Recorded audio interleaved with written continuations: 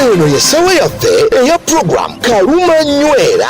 Tutunuulira amawulire okwetooloola ensi yonna ne tunoonya Kaluma Nywera wa waavudde. Okay, buterevu omulungi aliko Impact FM radio nwasa mayinja nkwaniriza osibye tasebo osibye tenye bwana tetuli fenna budde bwa program Kaluma Nywera nga bulijjo omulangira kalimage gange. Program eno nga bujjo nsogala kwa mwali agenjawulo nogategeera munafe kigera maaso mu nsi tuwangalira nyoge maaso tuba Kaluma Nywera ate waava era mune mu mbeera zonna ezitali zimu nagala tusobola kumanya wabwe tuli okujja otegedde munange wajja ovudde n'ensonga eyo muzikirize mbategeeze tankiro mawulire ate agenjawulo. Tugenzeko mu ggwanga erimanyiddwanga erya Russia. Russia bagamba ki? Juke Russia olunaku olwaleero tumakinze ennaku ezoddala 10 bukyanga oto lutandika danaka February nga 24 mwaka gwa 2022 katuli ennaku 10 olunaku olwaleero. Bino bigeze okutuuka olunaku lugeze okwera leero nga olunaku lwego nagambye nti neggwanga erimeddwanga erya Ukraine lyafunye baita green light okuva eri president wa America aliko kati Joe Biden ate okubanga asulawo munange tawulo oisanye kigwako mu January nga 5 aberenga ava mu office nga 2 aberenga ava mu office awo kakati nno ekisanje bakigwako ate byalesenga akola muganda wange oba anaddaka n'abitereeza tetumanyi onatukira nga January 20 kubanga ekisooka president Joe Biden yakkiriza eggwanga limeddwanga erya Ukraine okozesa ebyokulwanyisa biri bizisa byalo missiles ekika ekimayiddwanga ekya US ATACMS oba ATACMS bazita US Army Tactical Missile Systems nga zikuba range ya kilometers nga 300 zemayo zinga 19 singo biro gisindise mugana wange tebakomene kwekyo aine bagano bagamba nti nno basokozesa nate missiles endala okuva mu bannafa Abafalansa n'Abangereza ezimayiddwanga Storm Shadow missiles era nga nozikuba range yemu eyo munange miles 19 bino nebenewe byajidde kati Ukraine agamba nti nno bulijjo yali yasaba nagaba ni muzikirize nkozese bikoze mu wampa bino nkube omurasha abirenga sokwa ntaddayo bambulya muganye olwensonga ni bagamba nti bali bawoningibwa nti singa ogeza okuba nti okozesa ebyokulwanyisa bino ebyakabi n'okuba munda mu ggwanga erya Russia ojja kuba atogudde olutalo n'amawanga gonna agaali wansi wa NATO kubanga Russia yali yabawoninga dda. Akati omusajja yamize pili n'abagamba nti nabugema maso mu kikola ekyo kali mu kikola ekyo mugana nga atuliriza nankwa nenkugambye nti nno ono Joe Biden yakikoze nga ye approve zino okwazigera mu maaso nga US police nti yakyuseemukko yakikoze nga anati okuba nti ava mu office emyezi 2 gyokka berenga ava mu office but yali aganye era tusuubira nti abakuba nti awangudde oba yabakuba nga yasigaddeko kizo bagana tiyali kizaino kubeerawo neyabikkiriza setumanyi ayita Trump buzibu oba nedda era kikirikiria oba Trump bamubuuliddeko kubayagala okubanga adda mbigere bino oba nedda jukira enkasi obuyinza ani akyabulina Joe Biden akyabulina alina okutuukiriza ebyo ebimu ku ebyo ku poliisi eggwanga lya America nga tanava mu office ezimu zeziriwa muganda nga atuuliriza akati tuwogerera Russia evuddeyo nezza omuliro negamba nti nno singa mukozesa kyemuyita long range missiles ezikolebwa mu America ne muzikozesa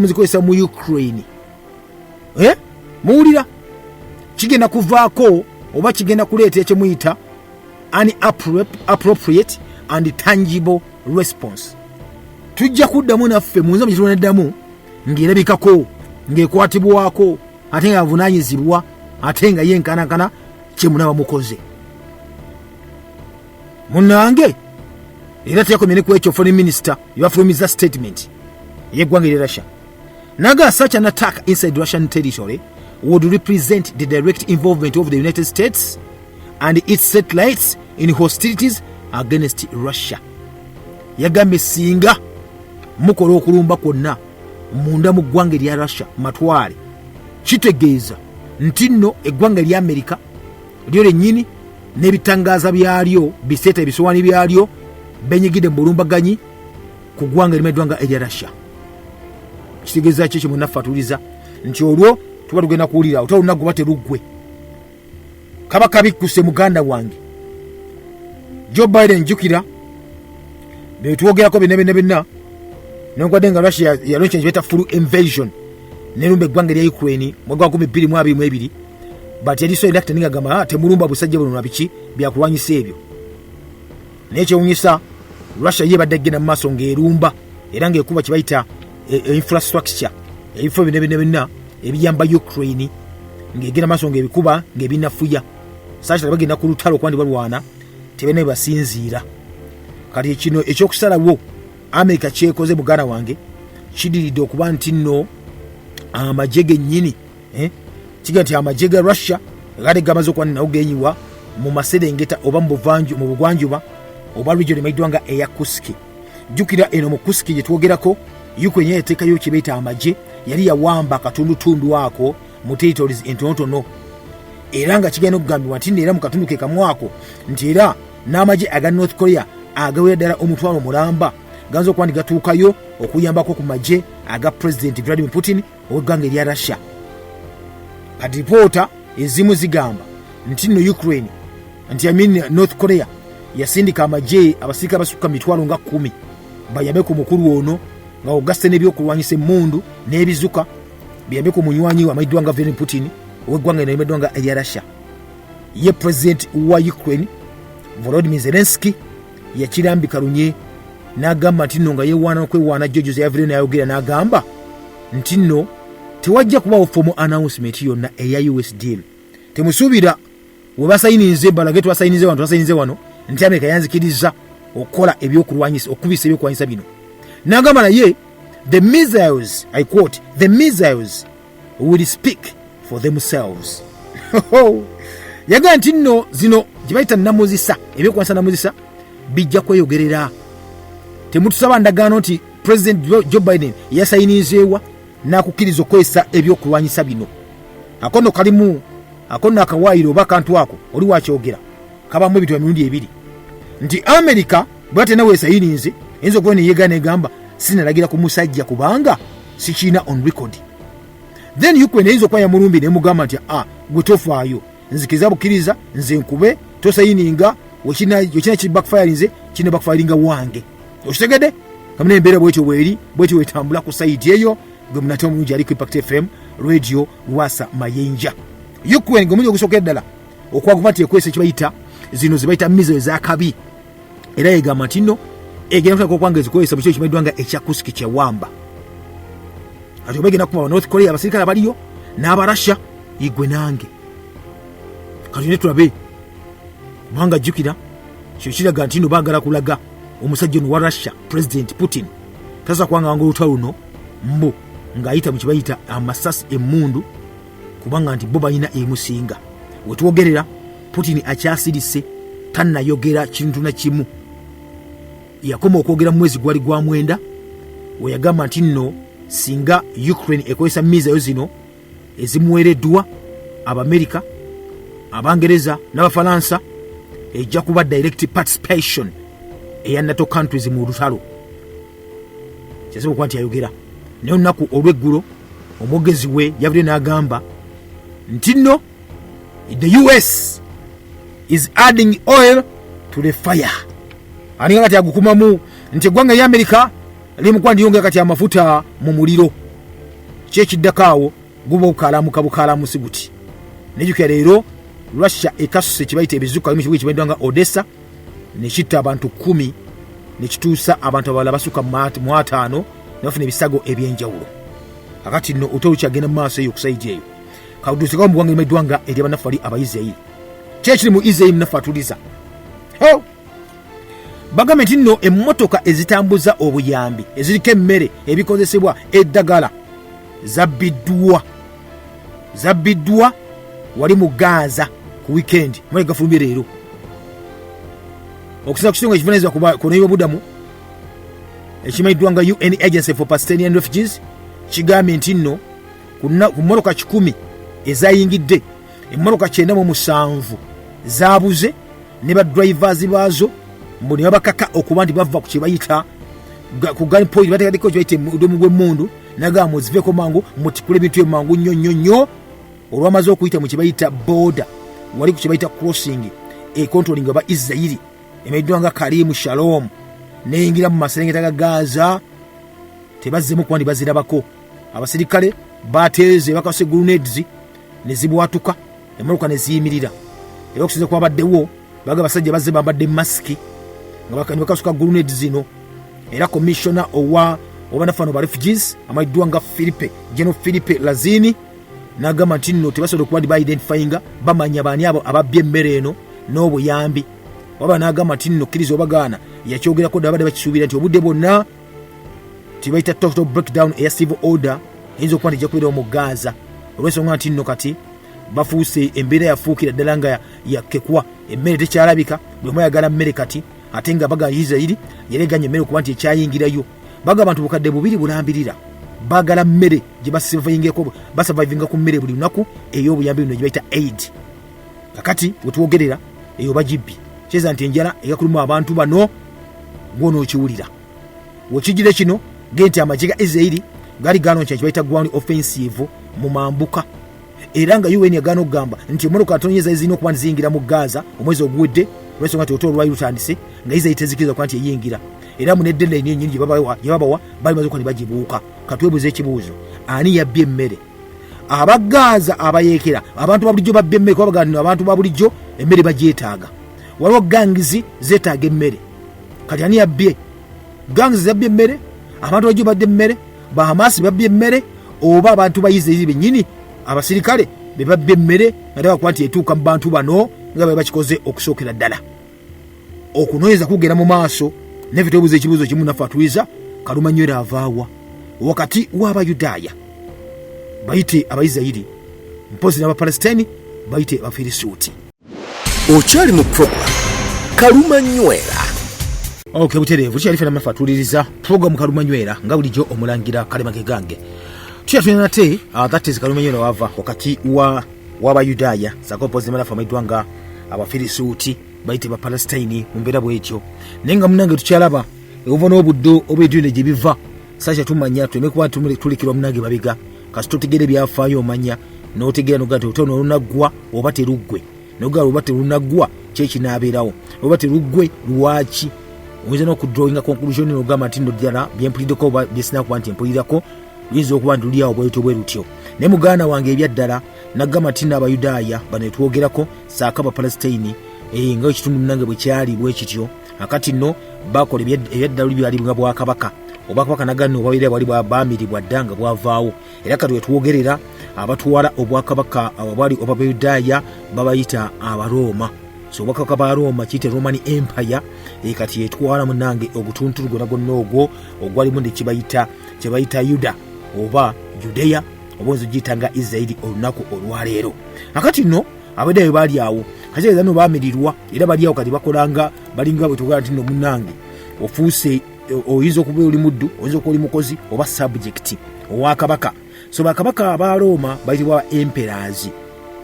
Era nga amatwale Obwakabaka bwali bw'amaanyi nnyo nga bw'okiwulira era bagendanga bukyukakyuka okusinziira munange ku that is ku nnono yalingawo oba oli awo ne family zinga bwe zaali. Twama okuba ntulaba munange atuwuliriza nti Emperial yaliko gwe bayitanga Julian mala okuba nti afudde ate yasikirwa Emperial mulala amayiddwa nga Jovian.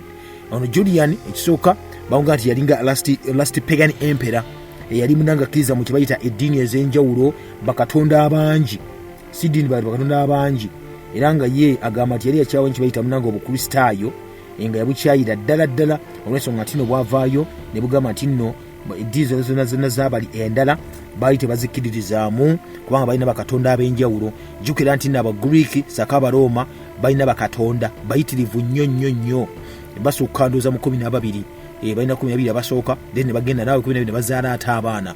Buli mwana gwe bazaala yafuuka nkatonda mu mbeera bwekyongera munange abeera katonda ow'ekintu ekyenjawulo. Akati nno benne ebyo byakulaga nga nno nti nno bawambanga Abagriiki wamu nepozi n'Abaroma n'amatwale gonna ge bawamba bagafuulanga gaabwe ne bakyusa mu yeekaalu ze baasanga ze bamba ku bannaffe Abayudaaya bazikyusa zonna ne bazifuula ez'abakatonda baabwe.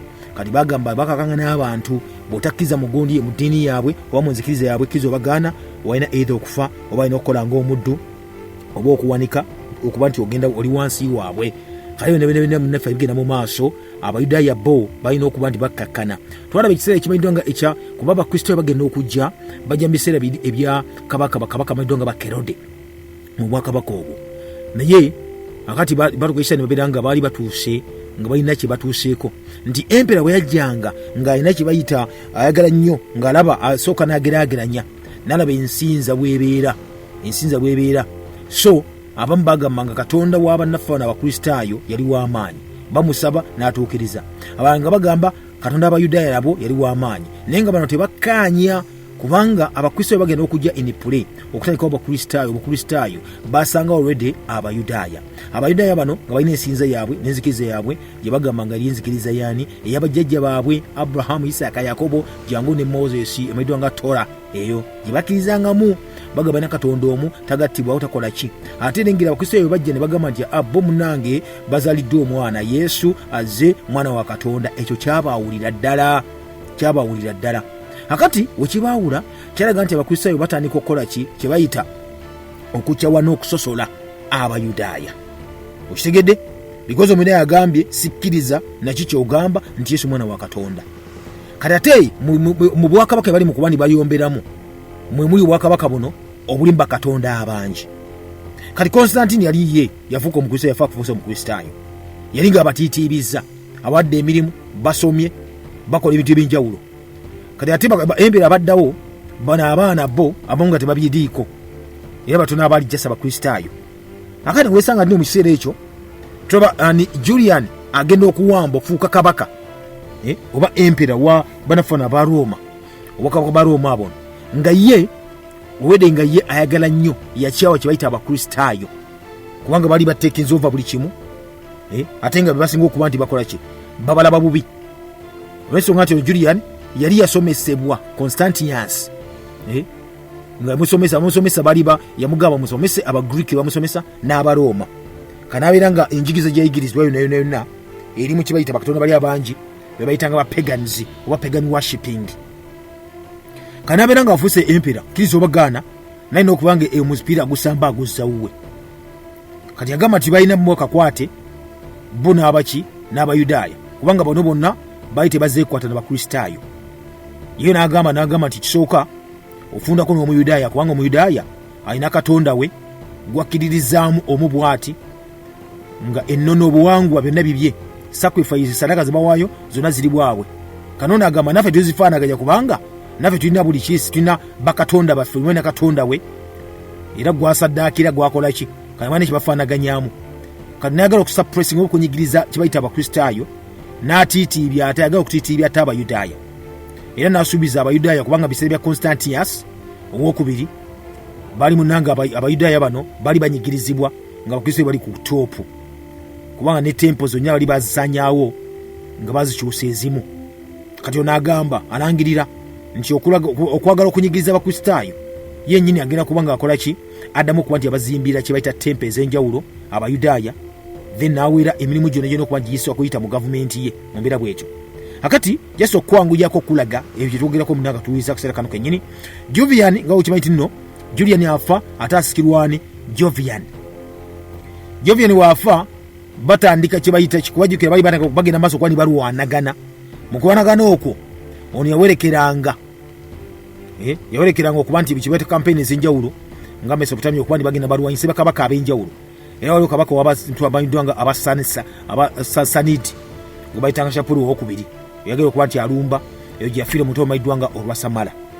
Kakati bwamala okuba munenga ye amaze okuba nti afumitiddwa effumu Julian yafa nga ennaku zaali 26 omwezi gwali gwa 6 363.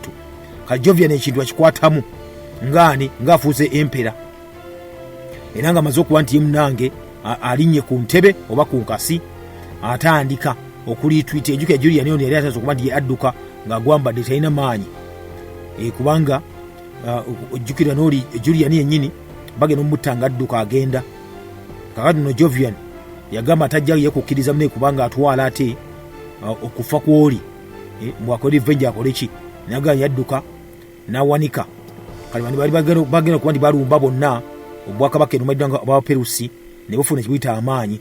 Ono yakkiriza okuba ne bateesa bako kibayita endagaano ey'enjawulo era ebyaddala Jovian bamulabanga Emperial oba kabaka asinga obunafu kubanga yawanika n'agamba tajja kulwana munenge n'abannaffe bano abakabaka omayiddwa nga Assassins tajja kuba nti alwana nabo kubanga entalo zaali zaani z'oli kabaka omanyiddwa Emperial amanyiddwa nga Julian. Akati n'ebyo munaffe ennego gye bakola yawaayo amasaza ag'enjawulo ag'obwakabaka bw'Abaroma ebyaddala gali mayiti mnyogo yawaayo ono ani Jovian agawa abaani agawa bali betumanyinga abapasha oba abaperusi ne kabaka amanyiddwa nga Shakur owokubiri.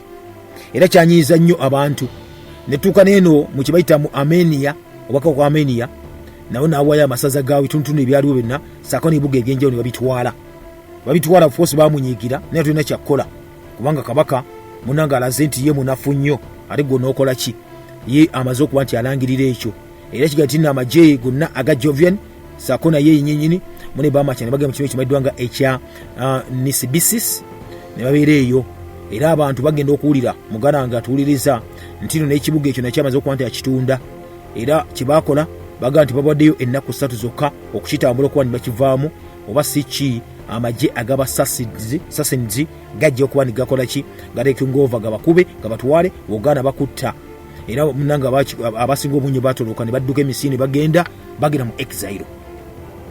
Bino nabijjawa lwakuba Emperial munafu nga bw'okiwulira. Mu mwezi gwali gwa mwenda mwaka 363 Emperial amanyiddwa nga Jovian ono yatuuka ku kyo ekimanyiddwa nga ekya Edessa. Wano weeyisa amateeka abiri amalala. Erisooka lyali lirina okubanga mune ligaana abasirikale bonna okuba ni balwana nga tebatategedde ensonga bagenda balwanyisa yaga nti nno byemugenda okulwana biti birimu amakulu oba nedda. Naye ng'ekikulu kyali nti yali abakugira kuba ni batandika olutalo n'abaperu n'obukaka wa Perusi obwali bulese amaanyi nga bwagala kweddiza amatwale gonna naga singa munnange mwinganga okuba ndi mubalumba abasajja bano bajja tukuba n'ebitundu ebisigadde ng'obwakabaka butwalire ddala bano abaperusi tebasaaga. Ekyokubiri ettaka yayisa yagamba nti agenda kuzzaawo kibayita estates ebibuga byonna ebyali ebyobwakabaka obwasookawo ebyo byonna kabaka Julian oba Emperor Julian yali yajja ku bantu bano n'okulaba nti nno kibayita pagan temples zonna nga yalinga ye azaagala abazikyusa baba bakujjako ekintu kyo bakujjako ettaka lyo ne baliwa munange bano abali abasinza Katonda abangi ennyo ligenda kuddizibwa. Ekyo nakyo munange amaze okuba nti kikolako era ng'atidde aga nti abakristo balina ssente mpitirivu nnyo nnyini ddala balooza nti obudde bwana bayinza okusobozanga kibayita olutalo ne balumba ne bamuggyako ku bukulembeze. Akati Jovian ono yatambula munnange ennaku z'omwezi zaali October mwezi gwali October ogw'ekkumi mwaka 363 n'ajja mu kibuga ekimanyiddwa nga Antioch oba ekitebe kyabwe n'asisinkana munnange abantu abaaliwo nga banyiivu nnyo baga nti twafunye Emperial kimunange esikidde entebe omunafu bw'ati muganda wange ebyaddala evumo byayiteŋŋaananga naye ng'ovuma mpolampola ebweru w'ekibuga era wano yalagira ye kennyini nti no ne library yennyini bali bateeka kibayita ebitabo by'enjawulo eyali mu kibuga ekimanyiddwa nga Antioch eyokyebwe era neyokyebwa. Bino okubyokya kyali kimu kyokka nti abeerenga awa kye bayita yeegula kati ku bukristo kye bayita obukristaayo. Era Jovian yava mu Antioch mu Novemba 363 n'abeera ng'ate munange neetika mu ddene adde mu kibuga ekimanyiddwa nga Constantinople yagenda okuba ng'asimba amakanda ge. Kati mbeera bw'etyo ng'ebyo nabikola ebyo muganda ng'atuuliriza ng'ali wali mu Edessa babishops yabasinkana akabinja nga mu bano mwalimu bishop amanyiddwa nga Athanasius. Ono kiga yali akava mu kibayita obuwaŋŋanguse exile yali addukira ng'abanoonya abakyojja abakristaayo nga tokkiriza ni kabaka bajja kukwata bakutte kati ye yadduka. N'ekirala yali waliwo bakibayita babishops abaali bali ku saidi ne saidi beeranga basemi-alien abamu baali nga balina bayudaaya naye nga bafuka bakristaayo nabo baali waawo kano bamuwulira naga nti oyo kaze ali ku saidi y'abakristaayo bali bennyini ayinza obutatuyamba. Kati nno bishop ono amanyiddwa nga Athanasius yakwata ebbaluwa n'agyetya kabaka Emperial amanyiddwa nga Jovian n'amugamba nti nno ayagala gitundemuko alabe nga azzaawo kye bayitanga enzikiriza ya Niike Nicene Creed agizeyo gye baasomanga eyo era nga amusa n'omusaba abeere nga yeegaana oba nga gaanidde abana abali bakkiriza mu kye bayita Arianism abali bakkiriza mu bukristaayo ane bakkiriza n'eki gamba ng'oli sayine saidi oli mu Yudaaya naye ng'ate oli mu kristaayo okkiriza ate osirikiza n'eno aye n'abalala nga olwedde twalinamu Abayudaaya aye nabo baakyuka bakkiriza mu nzikiriza ey'Ekigriiki ey'obuwangwa n'ennono mpozi n'ey'Ekirooma kati bishop awandiika ebbaluwa gy'etya kabaka amugamba nti amusaba azzeewo enzikiriza nga bwe yali yanniike ey'abakristaayo, then ate n'amusaba abeere ng'aweerera ddala eddiini emaiddwa nga Arianism. Era bishop kyakola ye baamuzzaawo n'aga okukola emirimu gye egy'episikopi ze yakolanga, era muganda ng'atuliza nakkiriza n'awerekera naani ne Jovian ono kabaka paka mu kibuga ekimaiddwa nga Antioch. Bwe batuuka mu kibuga munafu atuliza, Jovian yafuna ebbaluwa ate endala okuva mu kigo ekya Antioch ng'emulaga bulungi nnyo nga omulimu gwe yakola ogw'okuzzawo babishopu gwali gwa ttendo nti baagusiima. Mu Sebutemba wa 363 Jovian azzaawo kye bayita Labaramu. Labaramu kitegeeza amagye agali gakuuma obwakabaka nga gakuuma n'ebigo eb'enjawulo. Era kye yakola n'asazaamu n'amateeka gonna Emperial Julian ge yateekawo nga ganyigiriza abakristaayo gonna, n'agajjawo n'agati bagasazeemu gonna ne bagasazaamu.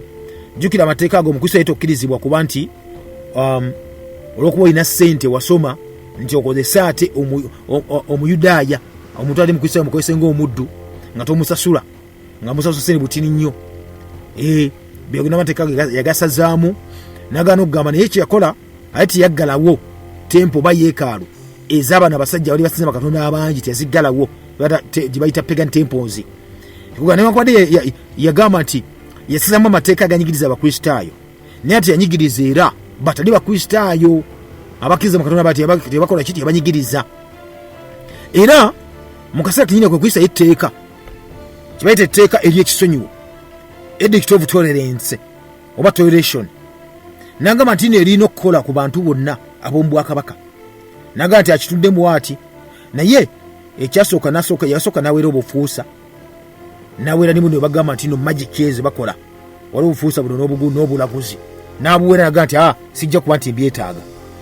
Kati wankubadde ng'ono yayagala ye yasapootinga abakristaayo n'asapootinga n'okuzzaawo oba okuwagira endagaano gye baakola oba n'enzikiriza gye baasayininga wali enzikiriza niike ey'ababishopusi. Nakola yona yabiwagira ebyo naye teyisaawo tteeka linyigiriza nga baamusaba ne bano ba aliens bonna. N'agamba nti buli omuntu yenna ayina obuyinza, ayina eddembe oba okusinza ye nga ye nga yagala kuba nti munange asinza mu mbeera bwetyo. Naye era nga basobola okufunamu bali abakristaayo bakristians bano olw'ensonga nti nno byebaddiza bali bingi nnyo nga bwekiwulira kubanga yazzaawo churches zonna that is to their original uses. Nga baba nga bali basaba yagamba nti ettaka lyonna libabasajja bajjako bannaffe bano church bakusanga nga munne musaba naye mukola mutya kasawali bawamba. Nagamba nti okay buli kimu bali bamaze kuti bakibawambako. Churches zali zafuuka nate yeekaalu z'abasajja bano munnange nga bateekamu bakatonda baabwe ab'enjawulo. Kabina yagamba nti etteeka lyali ligamba buli omu addizibwe kye yalina era buli omu yaddizibwa kye yalina. So n'abakristaayo abasinga obungi ennyo abaali bali nga tebakyajjayo mitwe tebakyasaba mu lujjudde muganda nga nabeera nga kkiriza obagaana avuddeyo nga abalwaniridde. Era baga nti nno omusajja kyeyaleka akoze oli bwe bayitanga apostate Julian kyali kibi nnyo teyaga abakristaayo bano. Naye ono muneekaze Jovian nekwadde munafu mu byobeta byokulwana naye at least ajja kuba nti abayambako. Akati eno kyeyita edict eyo etteeka lyateekawo eri nnyini munafu atuuliriza kyali kiraga nti nno kkiriza obagaana gavumenti kati ekiri mu butwe mu butongole nti gavumenti ekkiriza tewajja kubeerawo ene memba oba muntu yenna ow'enzikiriza yonna ajja kuba ng'akwatibwa avunaanibwe olw'okuba ng'avuddeyo yennyini n'abeera ng'asaba mu nsaba gy'asabamu mu nsinza gy'asinzaamu oba custom oba noomu oba muwanga obwakola ki bwagenda maaso okuba nti apracticinga. Bwatu kyeyakola Jovian okuba nti abalansinga side ne side.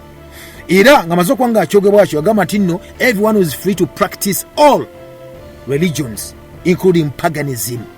Okitegedde ne kasobera ntogenda kupracticinga kye bayita magiki oba ne divination tojja bikola ebyo tojja bikolera ddala. Era munafu atuliza yagano ga nti neno gyakoze yesigamizibwa ku kye bayita endagaano eri yakolebwa oba etteeka eryayisibwa eri kabaka Emperial Constantine. Endagaano gye baasayininga mu kibuga ekimaiddwa nga Milan edict eya 313. Era muganda nga atuliriza nga kati omaze okuba nti ateekawo byonna restoration ya privileges zonna kasoera nga wajibwako ebintu byo ebirenga eddizibwa bikuweebwa juka ne Constantine yali yayogerako ebiseera biri nti abantu bonna bali bajiddwako ebintu ebirenga bibaddizibwa mu biseera bye kakati nno eyo privilege oba ekyo Jovian nga Emperial yakizaawo era kyaki n'ebiranga ebyaddala ezizaawo buli kamu konna. Ekyokubiri na restoring ono bishop n'amuzzaako amayiddwa nga Athanasius n'amuzzaako kubeera n'amugati kola emirimu gyo kati egikukkiriza okuba nti naawe osobola n'okwankampani n'okungoberera oba okumperekerako nga tugenzebwa eri mu Antiochi. Ekyokusatu n'ateekawo kye bayita n'abeera nga asazaamu amateeka gonna agayisibwani Emperial amayiddwa nga Julian eri abakristaayo bonna nenkwadde nga teyaggalawo maybe yeekaalu zino ez'abaki ezaana basema Katonda abangi ennyo.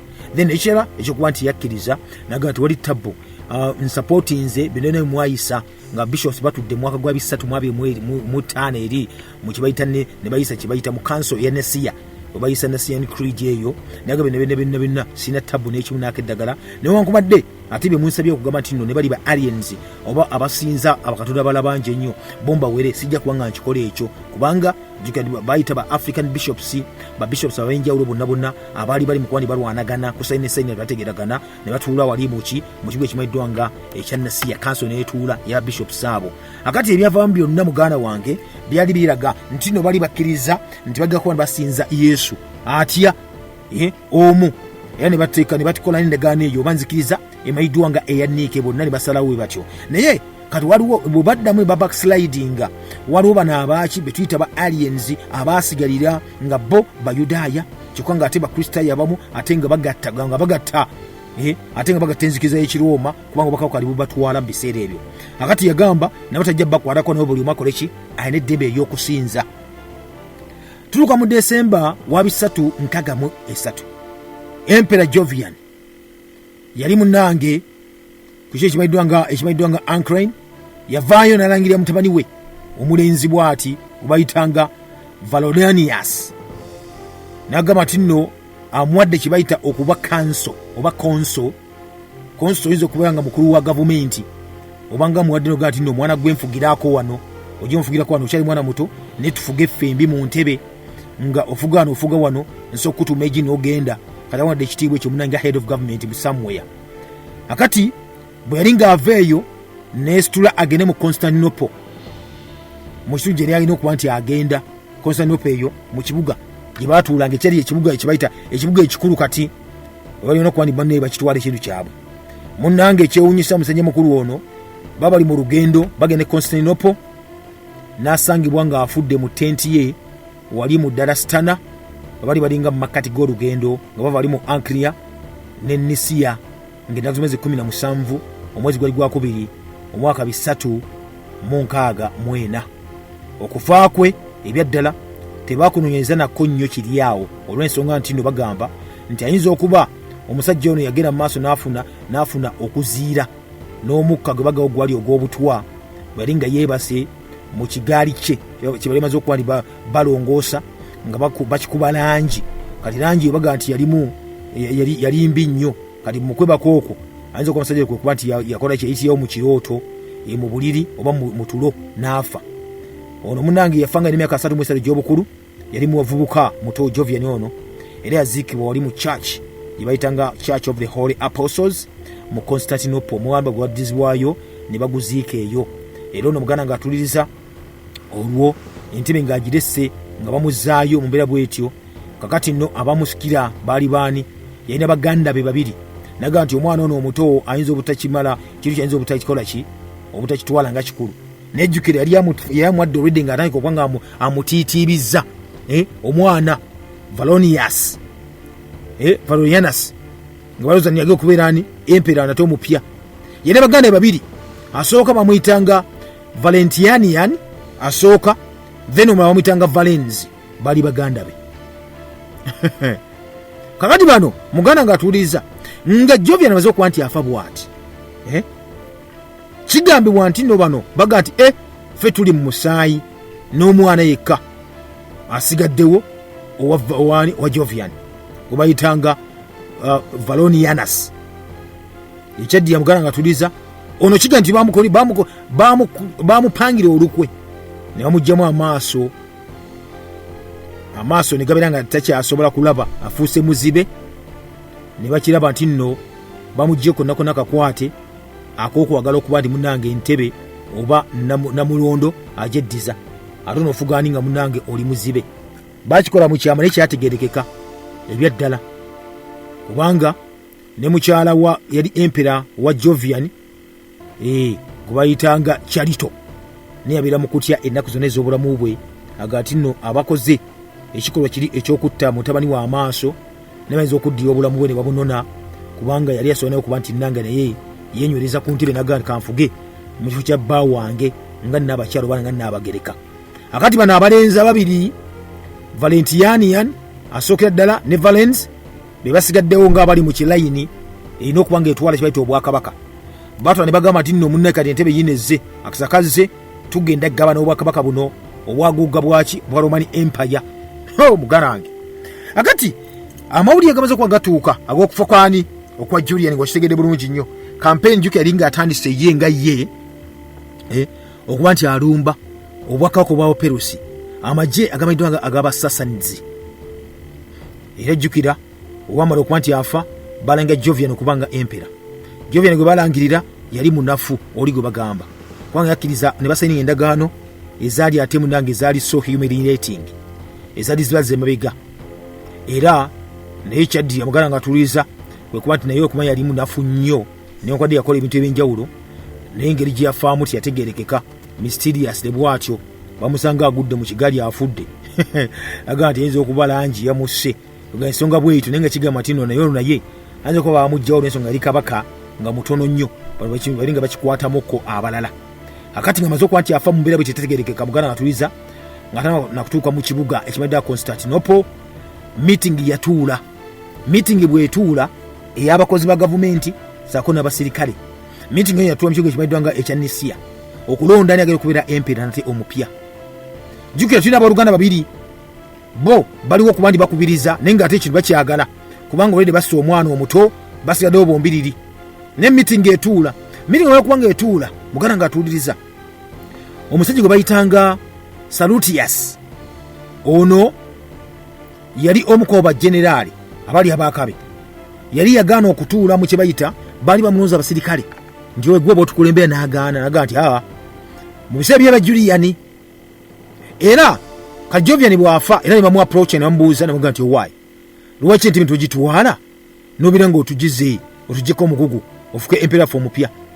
Mune era yagaana n'agamba nogaana ne mutabani wange gwe nnina ombwatu tajja kufuuka empera wammwe Abalooma obadya bumanyi. Munnange ne baproposing ne bayita amannya abiri amalala. Erisooka bayitanga Augustus, ono bagaye omu ku abali munanga abasirikale era neta nedda balitanga Januarius. Ono ekizibwe wani wa Jovian eyalinga omulimu gwe kuba nti ye yakulya ekibayita emmundu ebikozesebwa military supply. Omulimu ebisale naganino zalinga mafumu biso na busaale. Kati yalinga mu kibayita Amare yali azivunanyizibwako yoyo Januarius. Munange bombeera amannya ago abasajja abasirikale bagagaana gonna.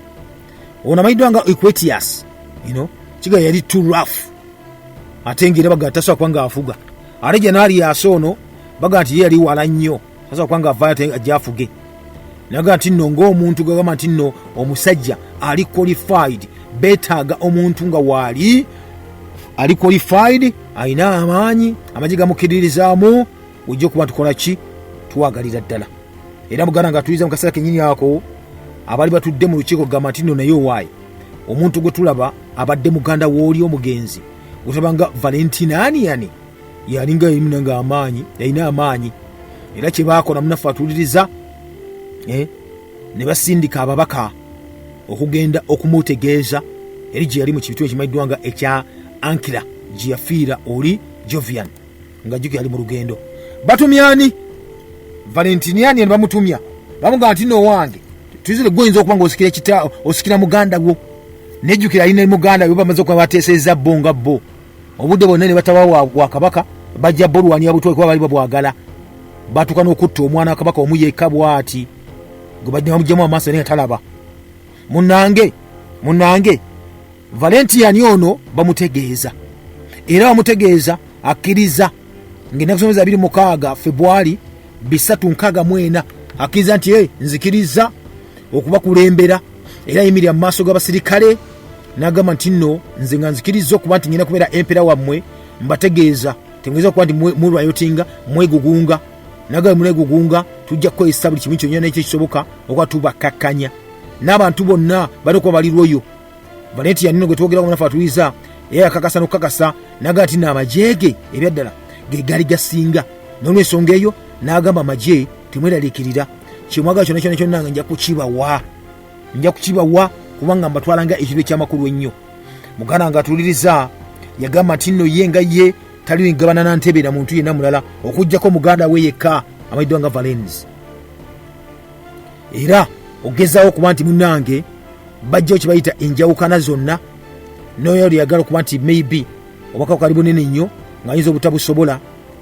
Kyeyakola kyali kimu kyokka, yakkiriza nti ye bamuwa olukusa alonde gwage okuba nti afuga naye ngako Augustus.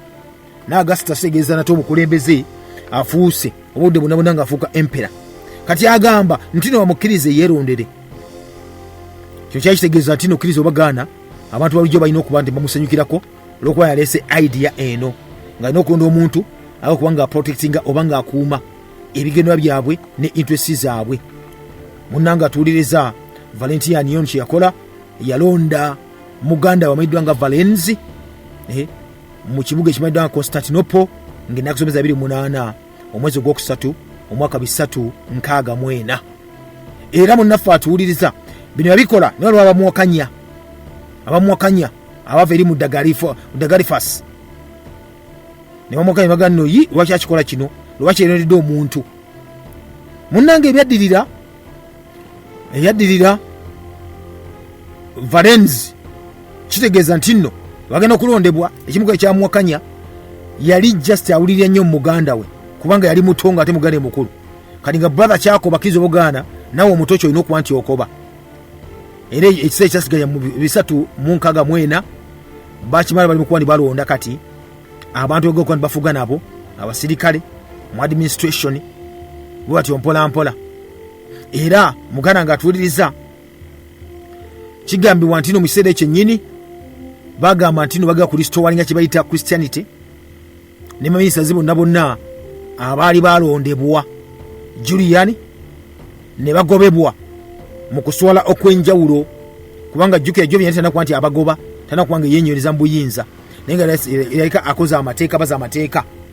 Bano bagija mu buyinza bagoba buli kiisi minisita n'omukulembeze yenna eyali mu ofiisi ey'eggwanga eya gavumenti nga wali wansi waani wakabaka mayiddwa nga Julian kubanga bali bapagans abo bakkirizanga bwe batyo. Era muganda ng'atuliza bakugoba tebakwadde nakasiimo bwatyo werangirira.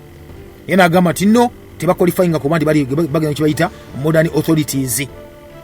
Munnange mu kyusa kya kabinenti mu kuyiwa abakadde n'okuteekamu kye bayita abapya chain of command agikola anako okugabanyamu kye bayita provinces ez'enjawulo naga golina okuba nti okulemera golina okuba wakola kino nagali bino byonna babikola batunya kati merit kyaga nti osobola kukola ki va kubiri nti oli wa ddiini ki oli wa ddiini ki naye osobola kukola ki. Era muganda nga tudiza ne mu kooti nyini Julian gye bakola nayo baga nti abalina emisaala egyali emisava gyonna yagibajjako n'agibajjako abaali balina emisaala bapagans bonna nagali kaseera katuuse kati buno bwani asobola. Valentinian ono gwe twogerako tiyabagoba bonna wabula yali trainingamukko abamu. Era Dagalifus bamusigaza mu service era tiyakola n'ekyo Valentinian yekyakola napomo n'akuza noono omu ku abo bali beesimbye okuba baagala okuba balondebwa kuba ba empera amayiddwa nga Aquitius namugamba nti no kati nkuwadde obukulu wakwati ofugira kitundu kimayiddwa nga ekya Eriscam. Valens kye yakola namugamba nti no gwate oli muganda wange egame nti no gakwati nawe onfugirako okutuntunu ogw'enjawulo tubeera twawulamu kiyita obwakabaka buno emirundi nga 2 mirambirira nze nfugeka kitundu nawe ofugeko kye bayita ekitundu. Kakati bugala nga tuliza ekyabanza okuba nti akyogera bw'atyo mu mwaka gwa 365 abannaffe amayiddwa nga Alemani basala omugga ogumanyiddwa nga Rhine ne balima ekitundu ekimanyiddwa nga ekya Gaul. Kyolina okuba nti omanya kiri kimu nti nno abaana bano okuba nti bagabana ebitundu ebyenjawulo, ono Valentinian ng'omukulu agambye mutoowe Valens, kubanga juke bali mu kintu kati balina okuba bagabana ebitundu ebyenjawulo okusobola okuba ni munange Obwakabaka buno buli omu akola ki babufuga nga bo. Abaana bano ababiri abali basigale mu kintu oba bayite babraza abaani abakabaka oli yamayiddwa nga Jovian. Akati ekyaddirira teritole bazaawulamu mu kwawulamu teritole ebyenjawulo. Valens yatwala kyebayita Valentinians yatwala ekitundu ekimanyiddwa nga ekya Western, kyo nakitwala nagali nekyo kyo kiikyo okitegedde. Era mu kukitwala nagamba n'omuganda we Valens omuto yasigaze ekitundu ekiva ekyobugwanjuba Eastern half y'Obwakabaka. Wano kiba kitegeeza asigaze ekitundu ekimanyiddwa nga ensi emanyiddwa nga Greece, Balkans, Misiri, Anatolia ne Levante nga kitutte sako ne boda ekitundu kyo kyali kiko kyebboda eyaki ey'Obuperusi bano Obwakabaka omanyiddwa nga obw'Abasasiniani nabanga yazitutte bwatyo. Then Valentinian ye yatoka kutuntu guliko kyoda Western half ewali entalo ez'abaani ez'abasajja wali amayiddwa nga Alemannic Wars. Era nga zino yagala kyamusigazaayo eno kuba nti yatutte munange eri ku sayidi eri kuba yali omukulu amagye gamukkiririzaamu yali mu lwanyi. Kati asigadde wantu wali entalo omuto yamuwadde eno munnaffe.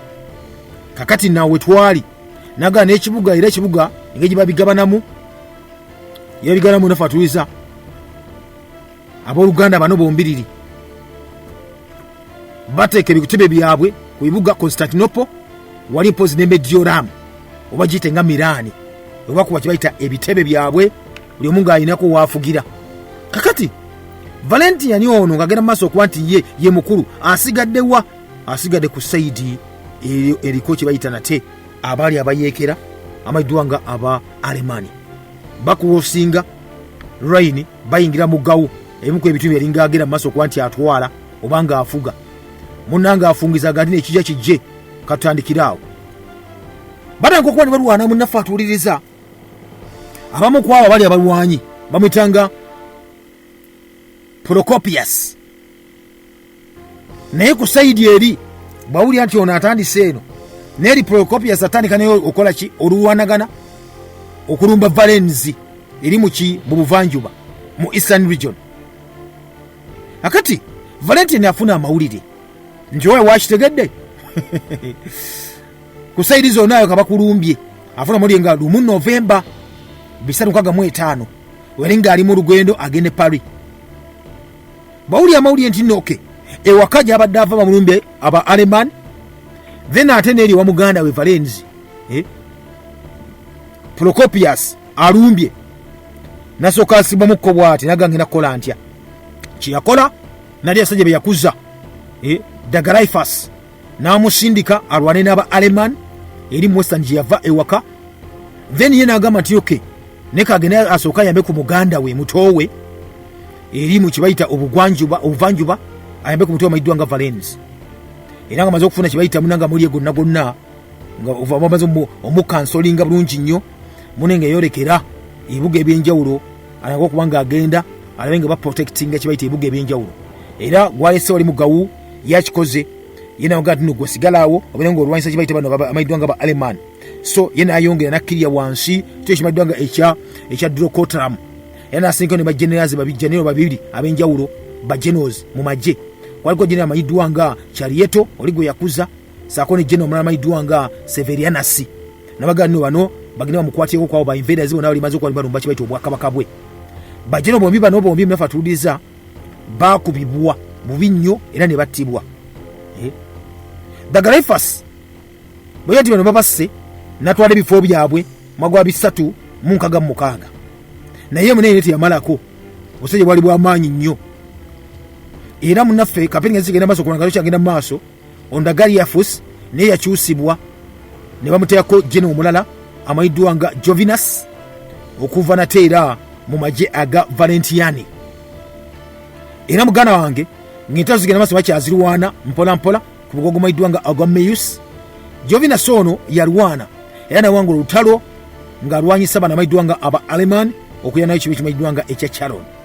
Ng'amaze okuba nti awangula yabasindika bano aba Aleman ne bafuluma mu kibuga ekimayiddwanga ekya Gawu ne bagenda era bagenda batyo ekyamuwebwa ku mwaka ogwaddako Emperial ono nyini amayiddwanga Valentinian mune n'amuwa kye bayita obwa kanso n'amuwa embassy namba okuwanika afuuse omukiise wa kabaka mu mbeera bw'ekyo nga omwaka 367 gutandika obutamuko buddamu nate mu Bungereza n'emambuka gaggawo era munnafu atuliza Valentinian yalina munnange kuba nti atambula nate aberenga addamu okusinkana bali abalemani baga okuba ndi balwana yageza okuba nti asala Rhine ate yeyongera okuba nti naye agenda okuba nti abayigga kakati nno bino naye yatereera ng'amagye gali awo gateredde naga nti bani abakuba nti ate bajja okuba nti batawaanya obwakabaka bwange bamutegeeza era nalwanagana n'abasajja abali abayeekera kigenda okukkakana nti ngasse omusajja era bakulembera gwe bayitanga Verikabias ono yali musajja akulembera ono bayituyita Abalimanik era muganda wange baze okuba nti akikomekeza bwatyo nagana okugamba nti nno kati ekwe kaseera okujja bano bonna abayeekera bali wansi wa Abalemani abazzi wansi w'obwakabaka omayiddwanga oba Baroma ali nga yabatwala. Valentinian yamala ekiseera ekyasigalayo wali mwaka gwa 367 ng'ali mu kuba nti atraininga n'okuŋŋaanya amagye okuba nti amagye gano gonna singa babalumbye oba nabo bennyini bakulumba bitundu eby'enjawulo okuba nti basangayo oyo neneena okuba nti ab'eŋŋanga abatwala ekyo bayita obwakabaka. Era wano yatumya abakulu bonna abanene nga kwaliko n'omunene amayiddwanga Sebastianus ono yali musajja nga muyitale ate ngeri alina akulemba amagye agali mu kitundu ekimayiddwanga ekya Iliani namugamba nti jangu wegatte ku Jovinas saako ne Severus bano baali ba monsters abenjebe yayo kibo ekimayiddwanga ekya Saa obwani bamulwanyako bakomanya bayita amagye.